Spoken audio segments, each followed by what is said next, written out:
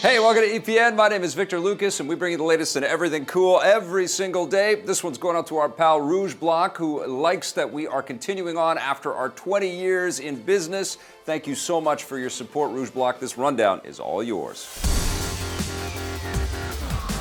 The Gran Turismo series isn't racing into virtual reality as quickly as expected. The new game, Gran Turismo Sport, will support the new PlayStation VR headset, but not for the entire game as originally thought. That's according to series creator Kazunori Yamauchi, who tells Eurogamer that only one part of the game will be playable in VR, a special VR tour mode. Yamauchi says that they're doing this because during development they discovered that playing the whole game in VR was a strain on players, so they decided to limit it to one mode instead. Apparently they don't think players are able to decide for themselves how much or how little time they should spend inside the headset. Gran Turismo Sport will be the first game in the series for the PS4, but it's only billed as a spin-off, so it won't have nearly as many cars or tracks as the other games in the series. It does have something in common with the other games, though. It was recently delayed. It will now cross the finish line in 2017. It looks like movie theaters are about to have another bug problem. A new Starship Troopers movie is in the works. According to The Hollywood Reporter, Columbia Pictures is developing a new adaptation of the original Starship Troopers novel, which was first turned into a 1997 movie by director Paul Verhoeven. The story takes place a few hundred years in the future when a militarized human race fights a genocidal war against a race of alien insects, and both the movie and the book have plenty of sci-fi action mixed with social commentary. Force, my friends, is violence, the supreme authority from which all other authority is derived. Here's where things get a little different. The original film, like most of Verhoeven's work, is a thinly veiled critique of militarized violence and fascism, while the book arguably portrays those subjects in a positive light. The new movie is expected to be more faithful to the original novel, so it will be interesting to see how it tackles those controversial subjects. It's still in the early stages of development, so don't expect to see it in theaters for at least a few more years.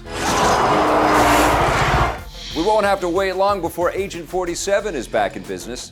With the sixth and final chapter in the new episodic Hitman game just landing earlier this week, developer IO Interactive has confirmed rumors that they're working on a new episodic game in the killer franchise. Speaking with the French website GamerGen, Hitman producer Hakan Abrak says they're already working on Hitman Season 2, which will give players new chapters, missions, and targets, all while using the same game launcher as the first season, which means you'll be able to continue with your save progress and unlocks. Other episodic games, particularly those from Telltale Games, use a similar season model for their sequels. We'll let you know when more Hitman info comes in. Pokémon Go is getting a lot less annoying.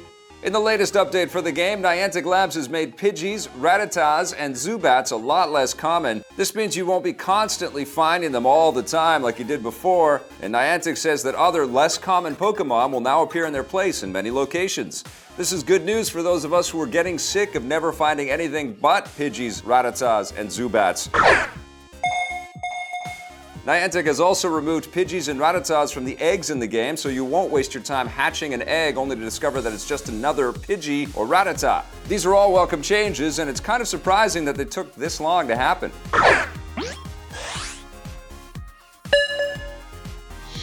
It looks like Marvel has another magical hit on their hands. The latest Marvel Cinematic Universe movie, Doctor Strange, hits theaters in North America today, and it's already earned $9.4 million from the Thursday night screenings. That's more than the last Marvel movie focusing on a new hero, Ant-Man, and sets Doctor Strange on track to potentially have the biggest fall opening of all time. The box office will probably be helped by the fact that Doctor Strange is doing well with critics. It currently has 90% on Rotten Tomatoes, which will translate into positive word of mouth among general audiences. You can watch my spoiler-free review of Doctor Strange with Jose by clicking the link on your screen or in the description below.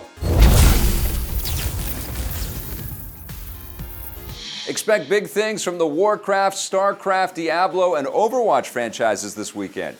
Game maker Blizzard Entertainment kicked off their annual Blizzcon event in Anaheim this morning. Like every year, they're expected to make big announcements about all of their franchises. At the time we're filming, they've just announced a new esports league for Overwatch called the Overwatch League, along with a new expansion for their digital card battle game, Hearthstone.